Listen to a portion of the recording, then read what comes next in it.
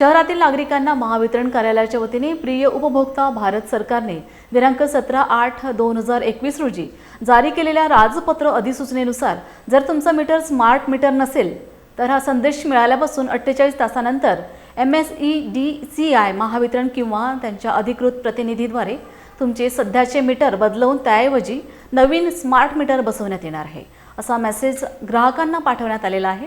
गुग्गुस शहर काँग्रेस कमिटीचे अध्यक्ष व नगर परिषदेचे उपाध्यक्ष राजू रेड्डी यांच्या नेतृत्वाखाली महावितरणचे मुख्य अभियंता भट्टारकर यांना निवेदन देण्यात आले व त्यांना नागरिकांच्या घरात त्यांच्या परवानगीशिवाय स्मार्ट मीटर लावण्यात येऊ नये अशा सूचना करण्यात आल्या आहेत। नागरिकांच्या घरात जर बळजबरीने स्मार्ट मीटर लावण्यात आले तर शहर काँग्रेसतर्फे या विरोधात मोठ्या स्वरूपाचा आंदोलन उभारण्याचा इशारा देण्यात आला है। गुग्गुस कांग्रेस कमेटी की ओर से आज महावितरण ऑफिस को निवेदन माध्यम से लेटर दिया है।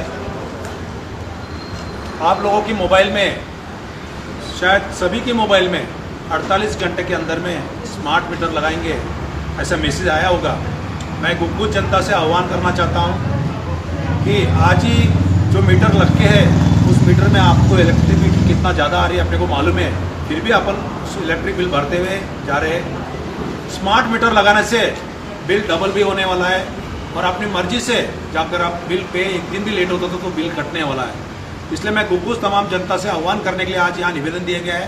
कोई भी आपकी परवानगी के बगैर स्मार्ट मीटर लगना नहीं चाहिए और मैं आह्वान करता हूँ कि अपन गुग्गुस जनता कोई भी स्मार्ट मीटर नहीं लगाएंगे तो उसका कामयाब अपने भुगतना पड़ेगा। इसलिए आज यहाँ पर हम लोग लेटर दिए और अगर ज़बरदस्ती लगाएंगे तो कांग्रेस तरफ से तीव्र आंदोलन छेड़ेंगे ऐसा इनको बताया गया। शहर अध्यक्ष व नगर परिषदेचे उपाध्यक्ष राजूभाऊ रेड्डी यांच्या नेतृत्वाखाली गुग्गुस शहर काँग्रेस कमिटीच्या वतीने महावितरण कार्यालयाच्या अभियंत्यांना निवेदनातून मागणी करण्यात आलेली आहे की गुग्गुस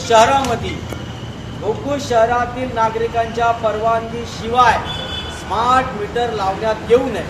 जर बळजबरीनं हे स्मार्ट मीटर लावण्यात आले तर संपूर्ण स्मार्ट मीटर गांधी चौकात जमा करून आम्ही त्याची होळी करू, पेटवून देऊ। पर हा अन्याय आम्ही सहन करणार नाही।